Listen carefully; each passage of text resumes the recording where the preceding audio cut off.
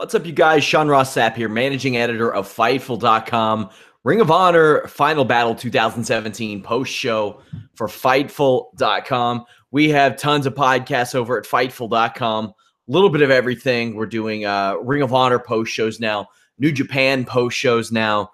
We did one for Impact Bound for Glory earlier this year. And, of course, post-Raw, SmackDown, we had that flagship List and Your Boys show. If you haven't been to Fightful.com, we are breaking news all over the place, all the time. I got that Fightful Wrestling Weekly. Very high accuracy percentage over there at Fightful.com. We have quite the crew. So if you haven't checked it out and are just discovering us this way, head over there. We have forums, events, photos, videos, news, interviews, podcasts, exclusives, everything you could ask for in a wrestling site. And if we don't have it, get over there on those forums and let us know about it, and we will get it, my friends. Ring of Honor Final Battle tonight. Yeah, I put this in the Fightful Wrestling Weekly because I had a lot of people asking why the decision to start doing these. To me, I think that Ring of Honor is in that position where we need to start doing live post shows. Right now, it's just me solo on the show, kind of trying it out.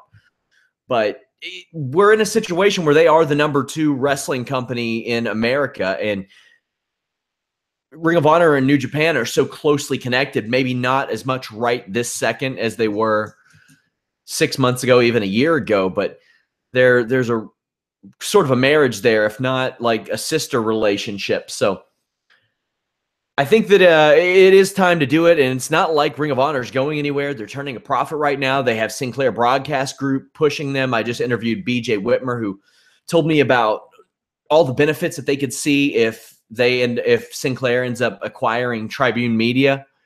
That is until Disney comes along and buys everybody. I fell asleep last night and woke up and Disney had bought like my right leg. So I'm pretty sure that my right ass cheek belongs to like Goof Troop or something right now. They own everything.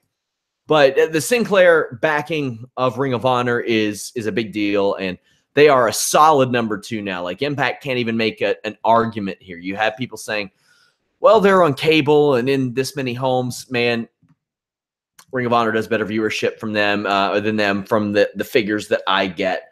Basically, between syndication, online, all that stuff, on demand, all that good stuff. And then this week you've had Mark Cuban, who runs Access, which is not in that many homes. But the fact that Mark Cuban is all in on New Japan has to feel pretty good about that. There's stories up on Fightful.com about that, but Mark Cuban didn't make any bones about it. He said, this is the alternative to WWE. Like, Vince doesn't care about us. He doesn't worry about us, and he probably shouldn't.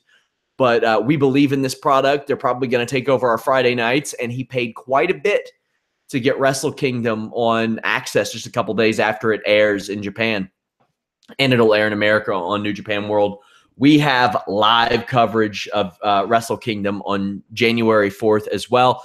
That afternoon at about 4 p.m. Eastern, maybe a little bit afterwards, myself and Robbie Radford will be joining you for a live post-Wrestle Kingdom show. I wanted to give everybody time off. I know a lot of people have that period off work, so time to watch it when they wake up in the morning and things like that, and I'll have to as well. But we have that coming up as well. Woo! Without further ado, my friends, had to get the plugs and the explanations out of the way. But yeah, sometimes I'll talk about that kind of behind-the-scenes Fightful news and the Fightful Wrestling Weekly. It is over in our exclusive section on FightfulWrestling.com. This show, you got to say it's a momentous show. Things happened. I'm not going to walk away saying this is the greatest wrestling show of the year or the greatest ROH show of the year or anything like that. But man, it was a good show. I had a lot of fun watching it. The time flew by. Sometimes I don't necessarily like that Ring of Honor starts their pay-per-views an hour later, maybe even 2 hours later, depending on what you count as starting a WWE pay-per-view. But this one got started off with Matt Taven against Will Osprey. Now, I've been very hard on Matt Taven in the past. It seems like Ring of Honor has tried really, really hard to make Matt Taven cool, or maybe Matt Taven has, and he struggled to find his footing as a character. It seemed like every week he just didn't know what wrestler he wanted to emulate. Well, I don't know what his gimmick is right now. I don't understand the character. but he had an unbelievable match, and I turned the corner on him. One of the best matches of the night. Just an unbelievable vertical leap over the top rope on Will Osprey, who hit a dive on him first. They really start out hot. Taven looked much better in the ring than I remember him, and that might just be Will Osprey going everywhere. You're going to hear me talk about how Todd Sinclair is portrayed as an oaf a lot on this show, and it plays into the last match of the night. Kingdom kicked the living shit out of Will Osprey on the ring while Todd Sinclair has no clue what's going on. There's a nice springboard kick from Taven. The match slows down for a split second, but picks right back up, but about a step slower than what it started off with. And that's okay because they started off at like hyper speed, just going wild. Taven counters a moonsault, a standing moonsault, by kicking upwards. Then he kicks Osprey into a lion tamer. I really love this. These were like really clever, cool transitions and reversals and counters that I've not seen out of him a lot. I don't know if it was the time, him being Taven. I don't know if it's the time in Mexico that's really made him step it up, but I was very, very impressed with Matt Taven. Speaking of Osprey, he connects with the sick elbow and a spin kick. A big super kick to a posted Taven. Taven like hits that second turnbuckle and sits there. Osprey does the move where he pulls in Taven's head, makes him handstand, super kicks him out there. Then just this great shooting star on the Kingdom. Taven wins with climax. This was a great match. I'll have my match ratings up in the morning, but I gave this a 7.25 out of 10, and that's a great match in my book. The way that I grade, basically, you start off as a 5, and you either slide up or down the scale. And 6 is good. Anything above 7 is really good. I encourage you guys to check that out. Matt Taven really impressed me, and Will Osprey is just one of those guys that can make his style works with everybody, or can work with everybody. Because even like it used to be, you would only see like big brute guys be able to power somebody around, but even if Osprey is facing a guy that isn't the strongest dude in the world, he's light enough on his feet and light enough with his body that he can make anybody look really, really great. So hats off to Matt Taven and Will Osprey. Matt Taven said that the conspiracy is going to end. If he pulls out performances like this all the time, I can get behind him being pushed the way that Ring of Honor often pushes him. I've never seen the appeal in Kingdom. I don't. I mean, maybe as like his cronies, sure, but not a lot more than that. I've just never seen like a lot out of that. But I mean, they were great tonight. They were very great tonight. War Machine defeated Addiction. This was a definite come down from the last match. There's a John Cena sucks chant for some reason. Ring of Honor did a really good job in the lead up to this match, making two giant dudes in Hanson and Rowe look like they were bullied by a couple of cruiserweights. But when that hits the ring and it's still portrayed as that's tough for me to get behind. Now, often I'll say size doesn't necessarily matter, because I always hate it when people say, "Oh, I can't believe so-and-so beating up so-and-so because the guy is so little." It's pro wrestling. It's not real. You decide what you want to believe, in a sense. Like, they can make a little dude like a Superman. And there are cases in MMA, like proven cases, dozens of them, where little dudes beat up really good big dudes. But throughout this match, like, a couple of cruiserweights are thoroughly kicking Ray Rowe's ass. Like, I mean, real bad. Not that there's anything wrong with Kazarian or Daniels. It was just a real thorough ass kicking. War Machine hit Fallout for the win. It was decent. Nothing special, though. Jay Lethal defeated Marty Scurll. Scurll came out dressed in all white. Crowd was hot for Marty Scurll, too. Lethal has seemed so inconsequential this year.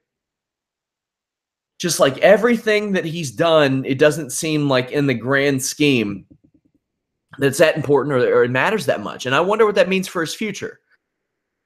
Now, a lot of people say, well, he beat Marty Scurll, so it means something. But I don't know that Marty Scurll's committed that much to Ring of Honor. I got to check on that, but I don't know. I do know that Jay Lethal sells just so well. He cat rolled right out of the ring after a superplex attempt. To me, a superplex every once in a while should finish a match. Sometimes it does if like a ring breaks or something. But Yeah, man, I think that should finish a match every once in a while, especially when it's one that like Randy Orton did to Sami Zayn a couple weeks ago, where he went full on. He didn't go snap suplex. He went full on, like threw him up in the air. Good fundamental work out of these two. Scurll works the arm from the elbow down.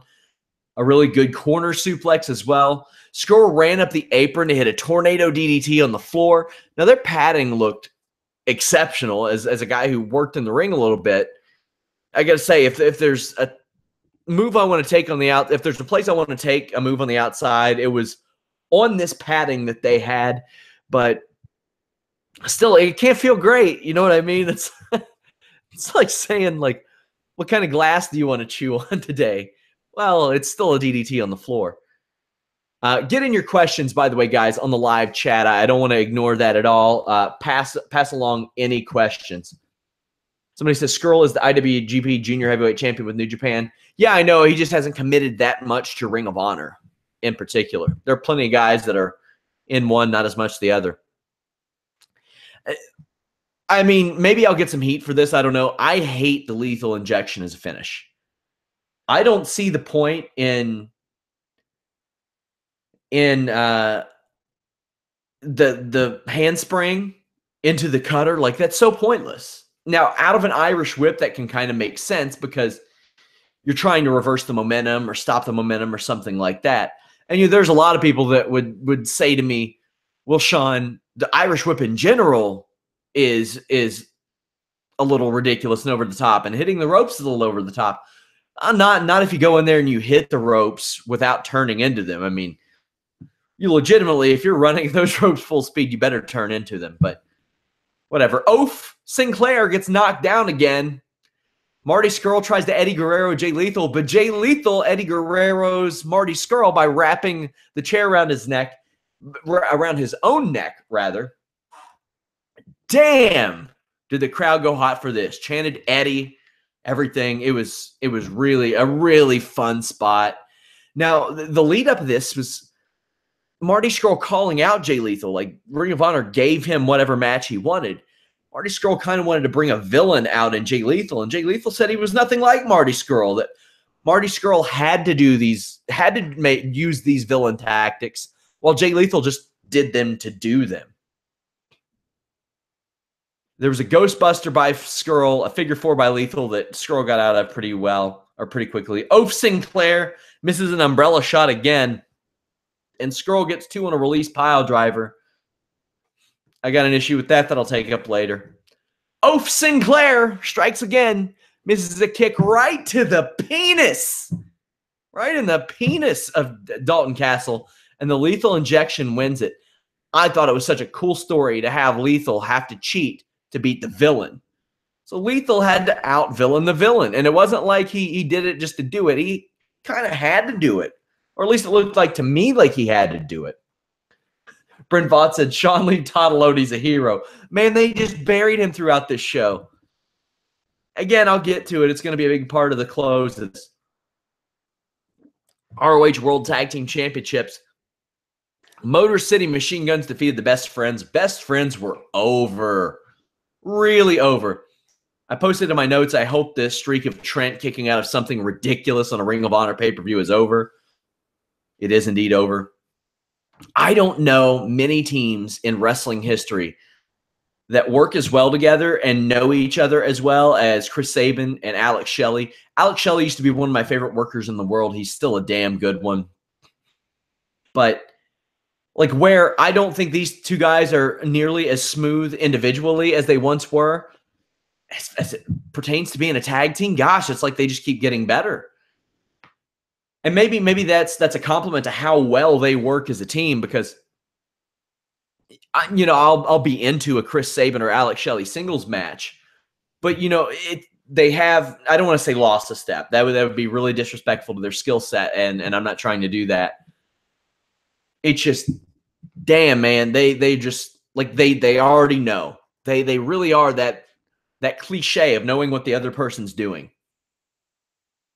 Well, one of them messed up a spot, and they made Trent pay for it for some reason.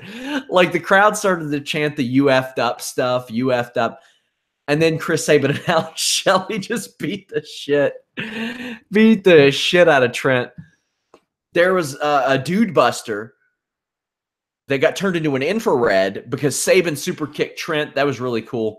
Shelley breaks up a pin after a super strong zero and then eats a lawn dart cutter on the outside. So you've got a guy up in snake eyes and you just heave him into a cutter on the outside. That was super cool.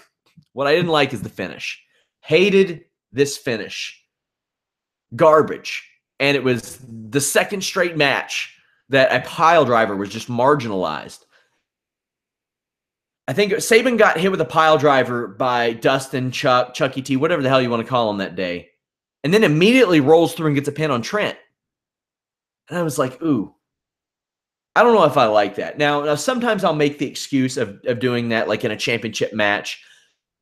And I can buy that a little bit. You reach down deep in those important moments. It's final battle. It's their biggest show. It's a championship match. That's me playing devil's advocate. That's me making an excuse for it.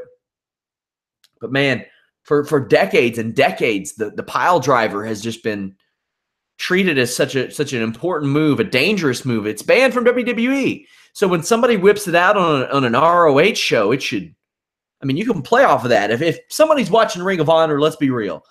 I would, now this is just my estimate, I would say there's an 80 to 85% chance they know the pile driver's banned in WWE, and you could probably play off of that. Hey, maybe it's me being an old get off my lawn type of guy, but I think the DDT should be protected too. So, whatever. Match was okay. It was fine. Best friends were really over though. I'll tell you a match that wasn't okay. This not fatal four-way, this four-corner match. I think it was the only match that I gave a sub 5 to, which means it went down the scale as my rating started. And, you know, maybe that's unfair to them, but this just wasn't good. It just wasn't good to me. Shane Taylor has the menacing look down. If he had the demeanor of a Silas Young, I think he'd be something really cool. Punishment Martinez comes out with a Legion, like a cult type of thing. Silas just brings the Beer City Bruiser. Silas Young is one of the great characters in wrestling today. Like, he's just so good at that character. You can go back on our FightfulWrestling.com exclusives, and it's on our YouTube too. Sometimes I play a game called Wikipedia Fact Check with our guests. I'm going to bring it back. I know I've said I'm going to. I've got like a ton of them in the can. You have no idea. I probably got 10 of them in the can just waiting to release. But you boys at Fightful have so many exclusives. I don't have time. I don't know if I have enough time. But instead of Wikipedia Fact Check with Dalton, with Silas Young, we played manly or not manly. And that was great. Like, he's one of those guys, like usually when I interview somebody in wrestling, I want them out of character. But there are some people. There's a Matt Hardy, whether it's Big Money Matt or Broken Matt, Silas Young. I prefer guys like that in character, just because I buy a Silas Young acting like that. And even if I don't buy a Matt Hardy really being like that, it makes for a more entertaining interview than if I were to interview them out of character. Anyway, Brent Vaught says, please refer to Punishment as not Baron Corbin. Yeah, it is mind-boggling to me that WWE didn't sign Punishment Martinez. And not that they not just didn't sign him, like he's been out there for a long time. People don't realize that he's been out there for like a decade. Like Danny Cage, the guy who runs Monster Factory, I'm pretty sure Punishment came up with him. Like came up with Danny Cage. Big fan of Punishment Martinez, guys. Kenny King shows off his athleticism early. Then Shane Taylor runs over everyone, but the crowd was just dead for this. This is move, move, move, move. And that's okay because it's a four-way. But as I'll talk about in the six-man tag later, one of the benefits of having a four-way match and having a six-person match is that when you do these moves, you can get past the excuse of, well, you have to use psychology, because There are 4 guys in a match. You're just doing what the hell you can. That is the psychology. The psychology is that you almost have to abandon psychology and abandon strategy in order to even stand a chance, at least in some regard. But instead, what we got in this was like a lot of extended periods of selling. And not that there's anything wrong with that, but that seemed to be much of the match early on. And I'm like, damn, the 4 corners match is like your ticket out of that. It's your ticket to steal the show. I don't get it. Taylor hit a Death Valley driver into the corner on punishment. There's this heckler like calling Shane Taylor fat, and I'm like, man, is that why you come to a wrestling show?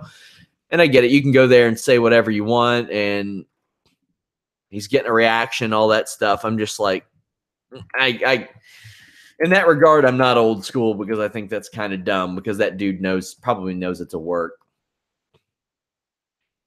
So Taylor gets eliminated shortly after by a corkscrew senton by Punishment Martinez.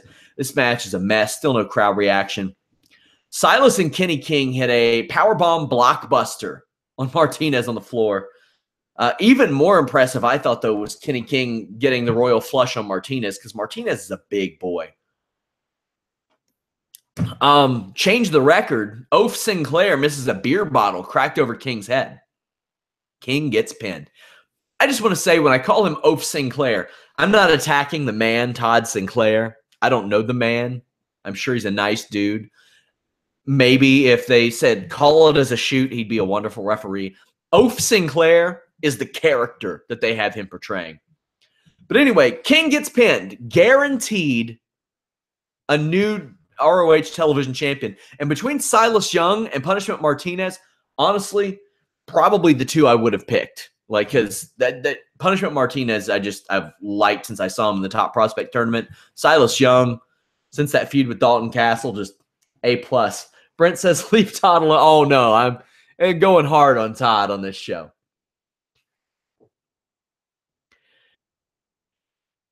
Beer City Bruiser puts Silas's foot on the ropes after a chokeslam from Punishment. Silas eventually picks up the win with Misery, which is also impressive on Punishment Martinez. Man, Silas Young being ROH World Television Champion, in my opinion, gives the title a little bit of buzz. There was like no pop for Kenny King as the champion, and I used to think Kenny King, I don't want to say the second coming. Back in the day, I'm a big fan of those Adam Ryland games. If you all have ever played Grey Dog software games, I'm talking like EWR, WMMA is the only one I play now, mainly for scouting reasons for my job. And TEW, which I never got into, but I would always on EWR sign Kenny King, fresh off of Tough Enough. He should have won Tough Enough. And back in the day, I loved All Night Express. Don't think they've aged well. But ever since Kenny King came back from TNA, I haven't felt it with Kenny King. I just haven't. And they put him in some no-heat storylines like the Rebellion and the Cabinet and stuff like that. It's just not been good. My associate editor, Brian Rose, says, I've been playing WMMA for the last week. Hey, the new one's coming out next month. I would love to work out a sponsorship deal with Adam Ryland. Just if y'all want to tweet him or something. I love that game. I'll talk a little bit about that game after I get done with the show because I'll have a little bit of time. Yes, they are sim games. But Silas is just a great character. Punishment, I think, is going to be big for them. He can portray that kind of like he came out with a legion, for the love of God. Shane Taylor has to find a place. I interviewed Shane Taylor this week, and the guy is remarkably soft-spoken. Like, you just hear kindness flow through his soul as you talk to the man. And I don't know if that's what ROH wants from him. Maybe they want a gentle giant out of him. But I could hear it through the phone how nice the man was. He told me he still keeps in touch with Keith Lee, by the way. New York street fight. This was fun. I didn't expect it to be either. Briscoes defeated Tommy Dreamer and Bully Ray. The story was Briscoes kind of ended Bully Ray's career, gave him concussion issues. He really ate shit on a dive to start the match, but the crowd was all about it, so whatever. Now, Armad, king of indie style on Fightful.com, we do live coverage of these shows, and we have live chats. I definitely encourage you guys to come join those. I'm talking every show, from Impact to NXT to ROH tonight, Wrestle Kingdom as it airs live, Raw, SmackDown, WWE pay-per-views, Clash of Champions this weekend. We're in there talking. And he said, yeah, just what this blood feud needed. Lightsaber jokes. Yeah, I didn't get that. I didn't get that, man. Like, I get it, you're entertaining people, but sorry, if somebody gave me a concussion and almost ended my career, I'm probably not whipping out a lightsaber trying to get on the lifestyles page of yahoo.com or something. Like, it's probably what they did it for. They wanted to get a little press off of it, and like, that's the hot thing right now. I get it, but there's a steel chair sword fight as well. Bully gets busted open. Jay Briscoe puts a ladder on him, hits a beautiful senton off the apron. I'll address the XFL thing later. I got a comment from WWE. It's the same one David Bixenspan got, by the way. Cheese grater action. That's not my thing. Bully Ray's a mess. Ray sends Jay flying to the outside. The next spot is one of my favorite on the show all night. Mark and Bully are face-to-face in the ring. Keep in mind, Bully's whole storyline leading into this is that he's got concussion issues. Not one that they play off of a whole lot in pro wrestling, or at least these days. Jay slides in 2 chairs. Mark picks up one. Bully picks up one. As Bully picks up one and turns around, he doesn't make it obvious. But then Mark just slams the chair into Bully's head and the other chair. But he did it in a way that Bully's chair protected Bully's head, but looked far more violent than it could have if he hit Bully straight on with a chair. It was a clever, brilliant, well-executed spot. Hats off to those 3 guys for pulling that off. That was really cool. Love that. Love that. Dreamer landed a pump handle kendo suplex, then a Spicoli driver through the table outside the ring. Bully Ray killed a table unlike anything I have ever seen, just with a splash. Somebody says it was the reverse. Jay hit Bully. My bad. My bad. With the hair differences now, or the beard differences, all that stuff, it's a little tougher for me. But I love that spot. That was really, really cool. Just it couldn't have went better. Couldn't have went better. As I mentioned, Bully killed a table, and I mean, that table evaporated. But then he didn't with the 3B, as Briscoes call it, the 3D, but you know, get the Briscoes. Ha-ha! So you see, I think it was Jay calling audible, Mark calling audible. It was Mark because it was the Froggy Bow. Got the win through the table. Good stuff, man. That was fun. That was just a lot of fun, and I wasn't expecting anything great out of it. But it was a good time. I liked it. It was just mayhem, a lot of table breaking, a lot of violence. Now, hey, I'm not going to complain if a cheese grater doesn't get used. I'm not that kind of a guy, but still, that match did what it was supposed to do, and in the right place as well. Women of Honor. So I got to say, you know, we have worked a little bit with Deonna Purrazzo, interviewed her. She wrote for us for the Pro Series. Wonderful woman. I know Kelly Klein a little bit, and also a wonderful woman. Extremely happy for these women that they are getting their own championship. I don't know what the quality of matches is going to be, but I'm pretty sure ROH is going to vet that extensively. These are going to be taped, I would imagine, until the finals, and they're going to probably revamp that roster. I think it could end up a little bit like the UFC featherweight division, where you've got somebody on top who is like the queen of that division, and then you kind of bring in celebrities to fight her, like Holly Holmes moving up from 135. And you've got Tanya Evinger, a 135 Invicta champion, coming in to face her. I think that could happen. But you do have some girls there that can work. You got some girls in there that can't work, too. And I'm sure that they're going to be looked at extensively. I know this was a decision that Ring of Honor thought about a lot. They got 5 championships now. And you think about New Japan, for as fun as their product can be, like every damn match on the show is a title match. Like I remember one of the first indie shows I worked, like every damn match was a title match. I was like, what makes it special? Like I was like, I don't want to be in one. Like that seems more different than anything. Like I just think that can be bad. So you got 5 titles here altogether. ROH, TV, tag team, 6-man, and then Women of Honor. But they usually run 7 to 8 matches. So they're not quite in New Japan territory. But if they start defending New Japan titles on Ring of Honor programming, like pay-per-views, it could get that bad. Match of the night, in my opinion, ROH 6-man tag team championships. The Hung Bucks, which is the Young Bucks and Adam Page, defeated Flip Gordon, Titan, and Dragon Lee. We have interviewed both Adam Page and Flip Gordon on the site, FightfulWrestling.com. Head over to the exclusive section. What Bullet Club and Being the Elite have been able to do for Adam Page and Flip Gordon, I don't think can be understated. Like every time they release an episode of Being the Elite, I'm amazed a little bit. I watch a lot of wrestling. 3 hours of Raw on Monday, then I do an hour after that. 2 hours of SmackDown, then I do an hour podcast after that. Got to catch up on 205 Live. Wednesdays, I got to track down Lucha Underground, NXT. Thursday, I got to watch 2 hours of Impact. Then I got to fit in whatever New Japan shows are there. And I try to watch anything else WWE puts out. Try to watch the digital stuff from Ring of Honor. I got to watch an hour of Ring of Honor. And that's before MMA. So if anybody in this line of work says that they don't get a little burned out, it's probably a lie. And any extra content can almost seem like a chore sometimes. It is never a chore to watch Being the Elite.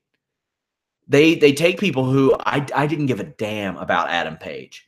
I used to know him as that guy who did the dumbass shooting star shoulder block off the apron, which I hate that move. If anything, it reduces the velocity as you're hitting a guy. But this got him and Flip Gordon over. Like, amazingly. And Marty Scurll was over, but it's really added to him. Like, it's opened up a new side to his personality. That is a must-watch series. It's to the point to where every time an episode drops, like, Alex knew and now Brian knows. If it's out there, put it up on the site immediately, Being the Elite. It's amazing what they're able to do. Scorpio Sky in this match is technically on commentary. He doesn't say a damn thing, but there he is.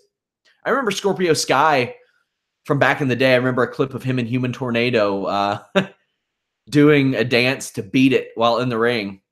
That's a good video. I wish it was available in HD, but shout outs to Human Tornado. Good dude. Titan is amazing. That handstand walk is really cool. Flip Gordon... Matt Jackson goes for the where do you think you're going handshake attempt. And Flip Gordon answers it with a too sweet attempt. And the commentators, who I really like, Ian Riccaboni's growing on me. When he gets out of like kind of the generic radio voice, I think he'll be even better. But God, another guy who's just exudes kindness through his interview. He and Cole Cabana played that up perfectly. They were like, that's the one thing the Young Bucks can't do. That was great. All 6 guys go for a dropkick and miss. Flip and Team CMLL hit a triple springboard onto the Hung Bucks, but none of them hit at the same time. Like, I had to go back and watch that a couple times. That was really cool.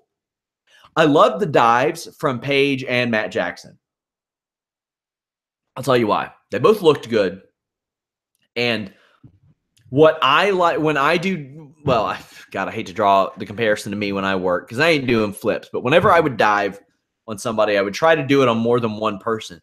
It makes more sense that way. You're taking that high risk that could, hey, like TK O'Reilly, break your freaking leg in half. But if you're doing it to 3 people to take out 3 people, well, that's worth it. You got 2 other guys hanging around. Or if it's a one-on-one and you're trying to even up the odds, somebody's on the outside messing with you. It just makes a lot more sense like that. Sami Zayn got really good about doing that last year during his babyface run, but he's not doing a lot of dives these days. The Matt Jackson one off the stage is really cool. Like the touch of Titan falling down when Page tried to pick him up for an Irish whip. Flip Gordon got fired up. There were like 5 straight kip-ups. He matrix dodged the super kicks and did a 619 and then a springboard double blockbuster. Then this incredible one-footed springboard dive to the outside. This match was insanity. I heard SRS invented the Tope con Hilo in 1994. I don't think I could do one of those. I don't think I could. I could probably do one. A few years ago, maybe. What do we got here? Okay. Got to find my spot now. The questions are coming in fast and furious now across Twitter, YouTube, and the site. Matt Jackson jumped from the second rope inside the ring to the outside, apron DDT Dragon Lee. That requires some heavy coordination. Like I said earlier, the benefit of Spot Fest in matches like this is that they make sense because there's so many guys. So you don't have to slow it down. You don't have to have a ton of psychology because you're just trying to finish this. Dragon Lee hit the Orange Crush Bomb.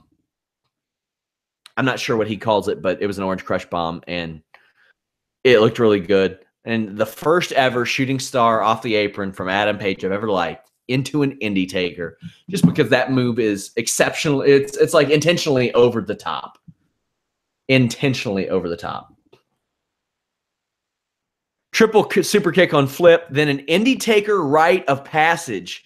My God. Hangman Page had 2 guys up while they hit this indie taker rite of passage. And that was it. Hung Bucks retained the titles. After this, Addiction run in. And there were so many people in the ring that it kind of got lost on the crowd. Because when I tell you that this segment, this next thing didn't get over, I can't really convey with words how much it didn't get over.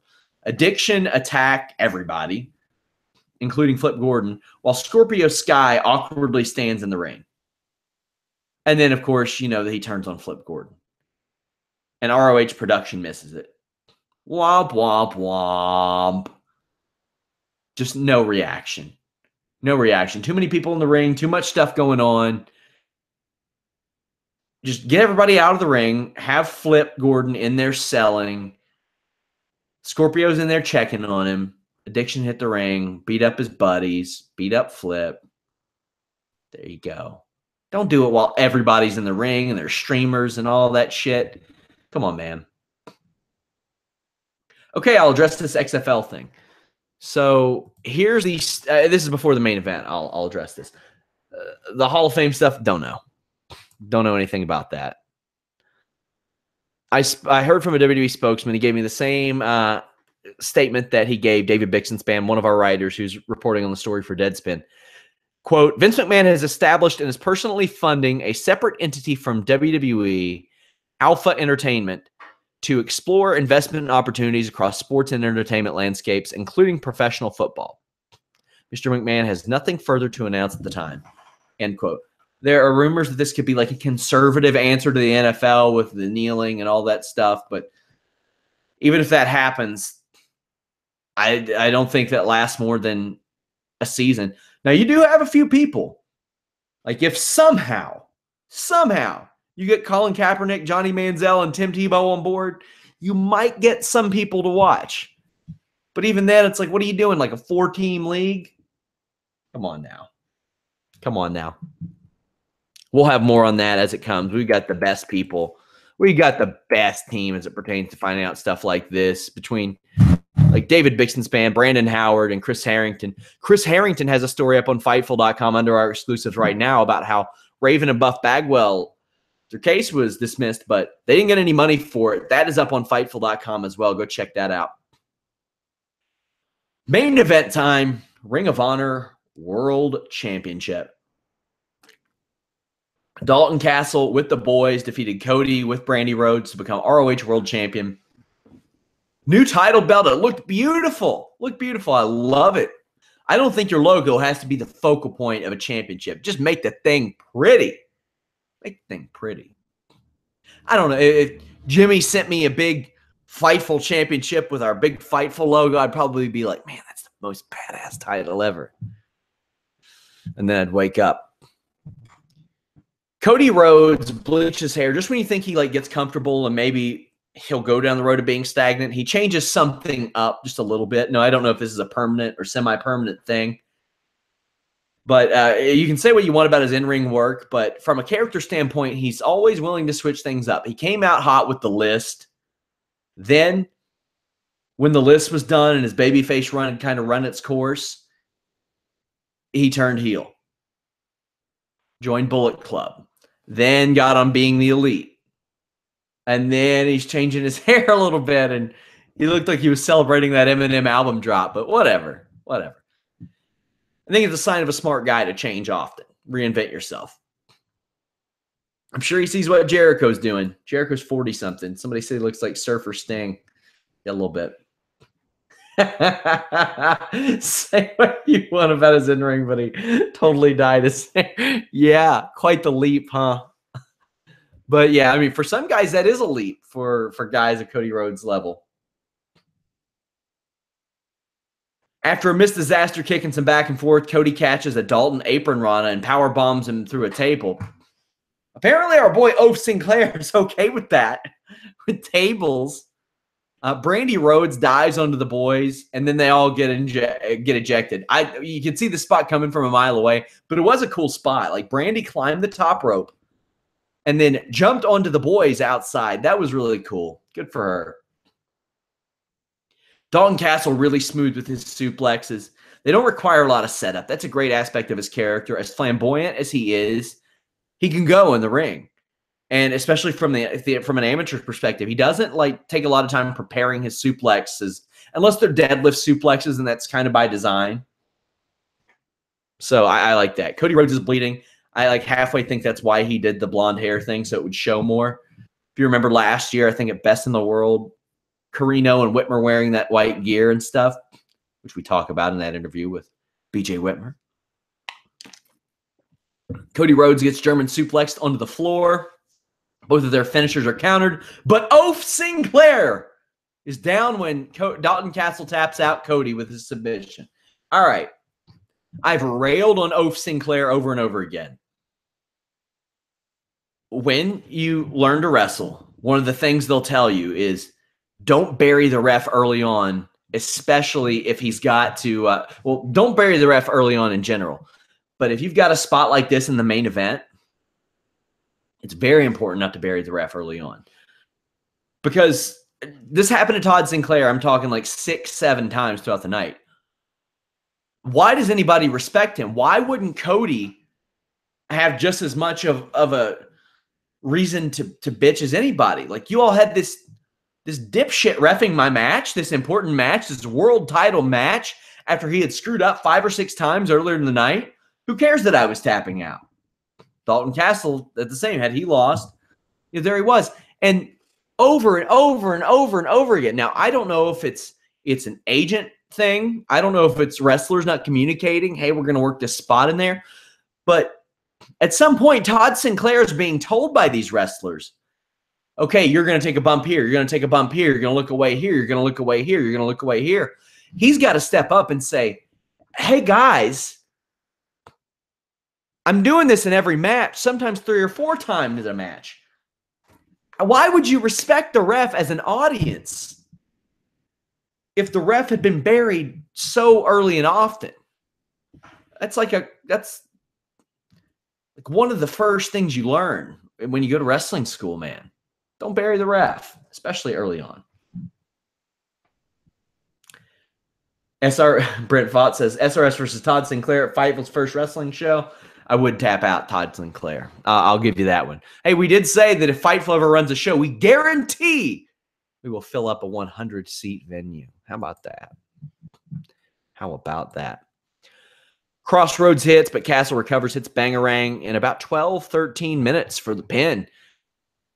Little anticlimactic in my estimation. That wasn't as long as I expected, and definitely not the breakout match you would expect out of, or that you think that Cody Rhodes needs, but he's still getting it done. He looked really dejected, really upset. So I'm interested to see what happens with his character. I hate the term interested to see. I think that's lazy, but I am. I think that it could be, I don't know where to go, and I'm very interested in that. And I think that when Cody Rhodes has this type of character development, he always jumps on it the right way. Dalton Castle as the guy, that's cool. I think maybe they pulled the trigger a little too late. I mean, not too late, a little late, but fun match. I know one thing, that four-way elimination match should not have went 17 minutes. That was a 10, 11-minute match. Should have been. You could have given 3-4 more minutes to Dalton and Cody to really build it up. But, man, that was it's not good. Second shortest, or I think third shortest match on the show was Taven Osprey. If somebody asked me to rank the matches, I would go Hung Bucks versus Dragon Lee, Flip Gordon, and Titan. Taven versus Osprey. Probably Briscoes versus Bully Ray and Dreamer. Actually, I put Lethal and Scurll ahead of that. Then the tag match. Then Cody Rhodes, Dalton Castle underneath that. Send in some questions, guys. Got y'all covered. Also, like, subscribe, thumbs up, all that good stuff. It really, really helps us. Man, I like this show. I think I'm going to like it a lot more than Clash of Champions this Sunday, but yeah, that remains to be seen. That seems kind of like a glorified SmackDown to me. We got that UFC Winnipeg tomorrow night, but I think that Ring of Honor has a very important period, and Wrestle Kingdom is an important period for them. I will say, as opposed to recent years, it seems like they are a little more detached from one another than those times. Ring of Honor and New Japan, it felt like there were a lot more people jumping back and forth between brands this time of year, the past couple of years. So Kieran George asks what my thoughts are on Colby Covington trashing CM Punk on Twitter.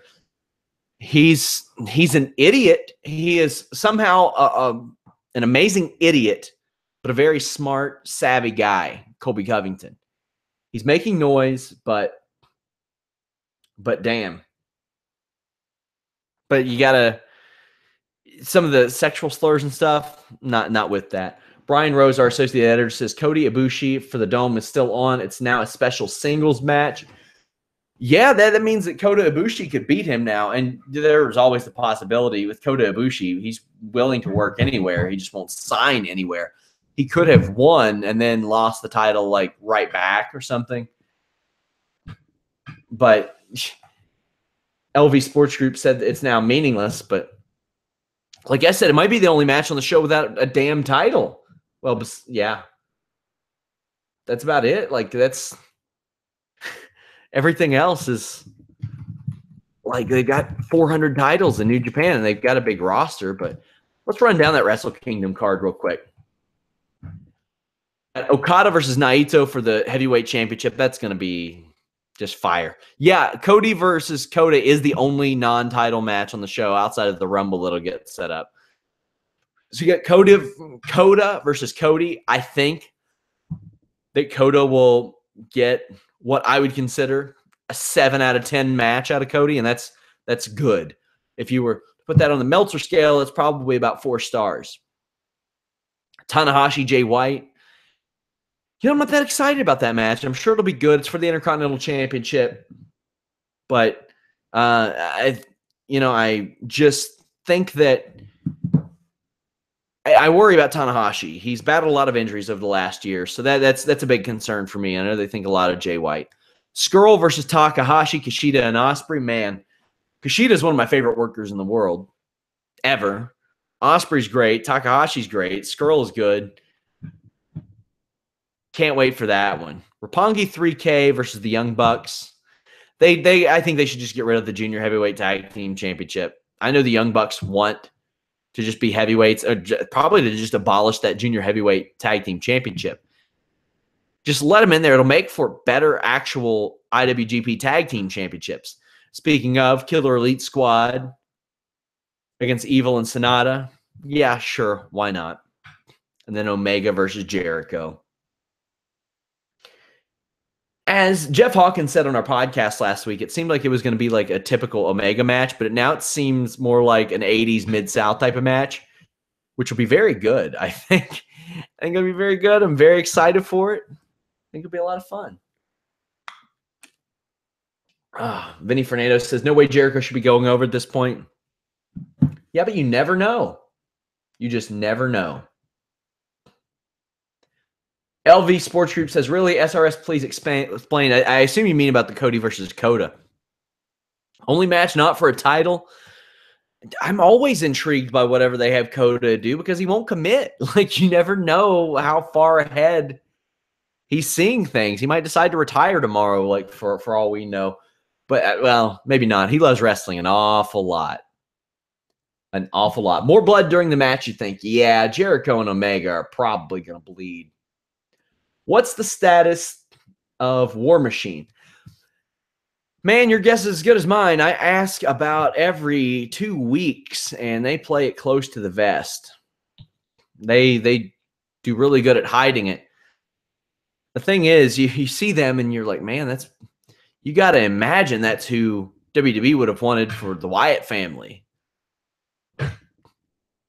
That would be a hell of a match, too. Harper and Rowan against Hanson and Rowe.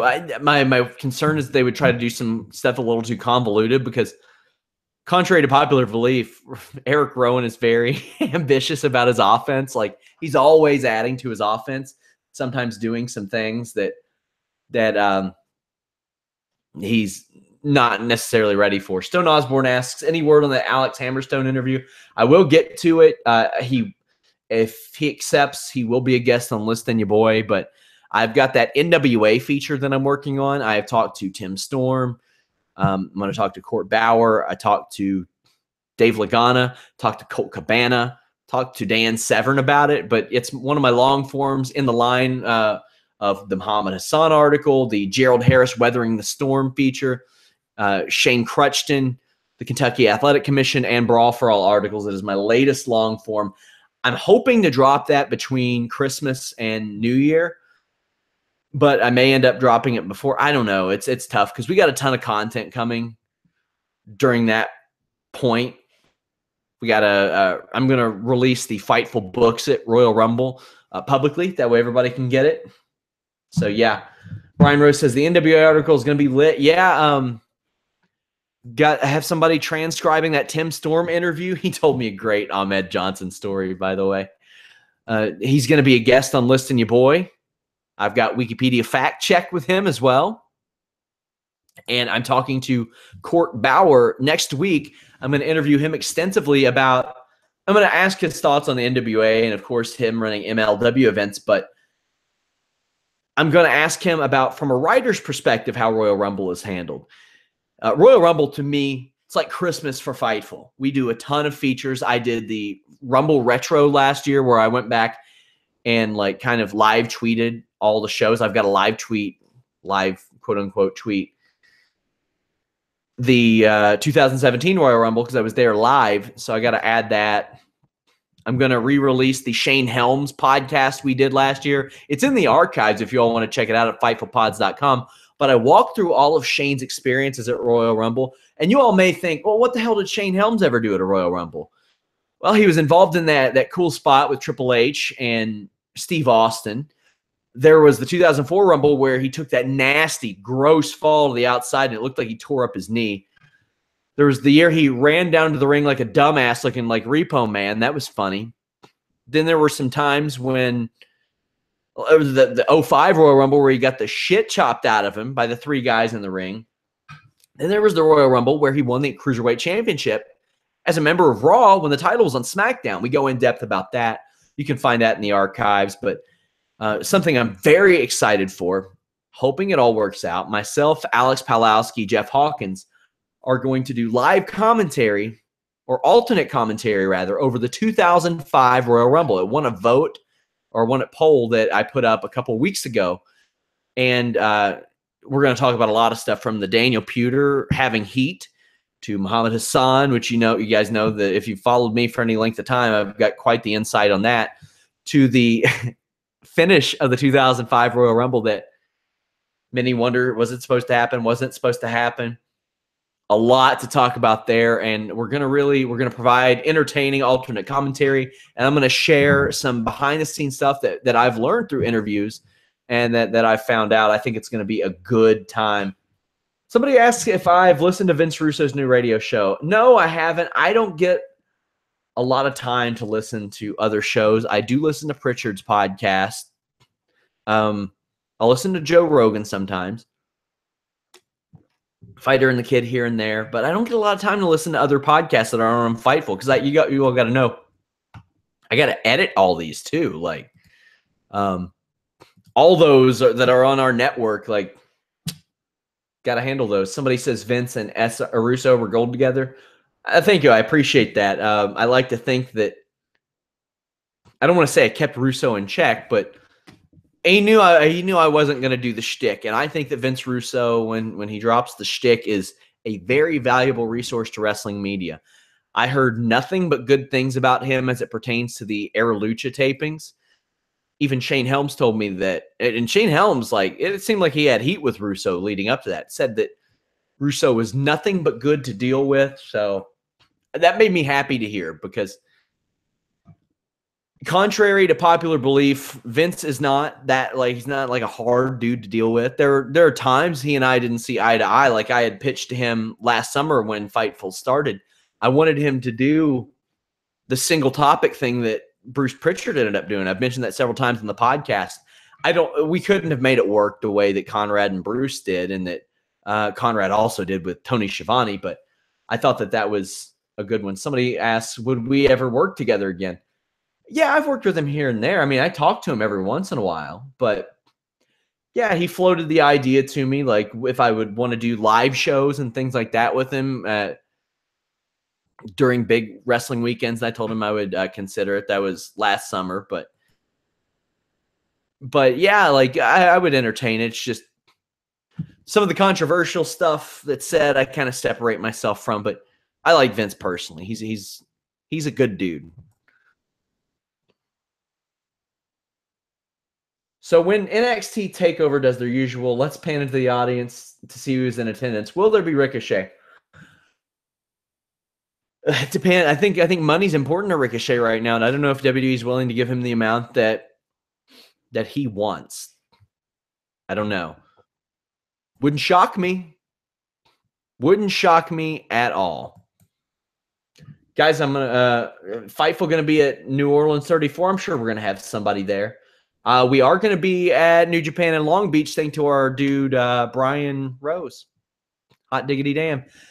Guys, thank you for the questions. I've got an AMA post over on our Fightful forums over in the open discussion area. I will continue to update that. Just send in your questions, and I'll do an AMA podcast one day. Maybe me and Jimmy Van will do one of those sooner than later. But keep it locked at Fightful.com. I want to thank you guys. I'm happy with the numbers that we're doing for a Friday night at 1 a.m. So if these continue to do well and y'all get the word out and stuff, I'll keep doing them. That's all that it depends on. The juice has to be worth to squeeze, and it definitely was tonight.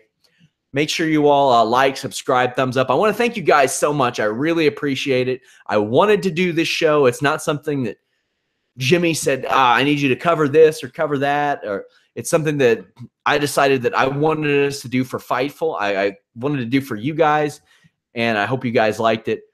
Thank you guys. Till next time, we're out.